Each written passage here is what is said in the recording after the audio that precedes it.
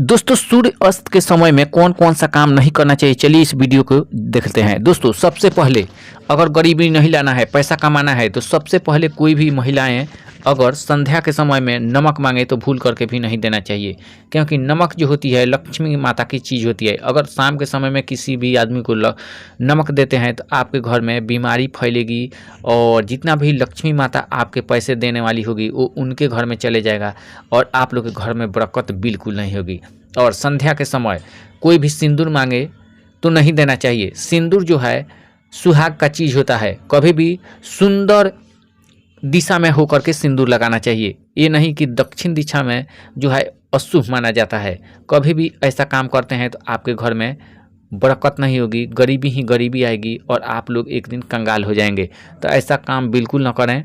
ऐसा अगर आप काम करते हैं तो जीवन में कभी आगे नहीं बढ़ पाएंगे। और क्या करना है कि सिंदूर जब भी लगाना है तो पूरब दिशा में लगाएं या पश्चिम दिशा में लगाएं, इससे शुभ माना जाता है। अगर इन दिशाओं को छोड़ करके कुछ करते हैं तो आप लोगों को जो है बहुत तकलीफ होगी। एक दिन न एक दिन पैसा की कमियां हो जाएगी, इतना कि आप लोग कंगाल बन जाएंगे।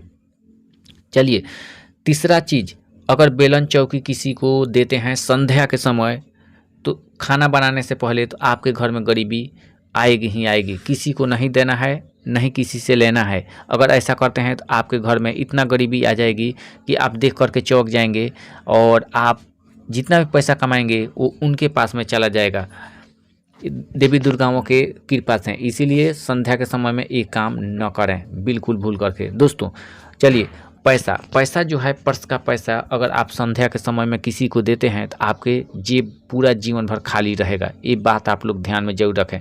कभी भी पैसा किसी को नहीं देना चाहिए संध्या के समय में।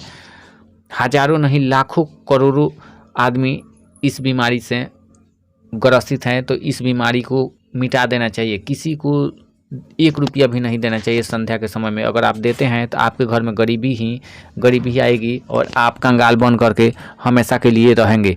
तो एक काम बिल्कुल नहीं करना है।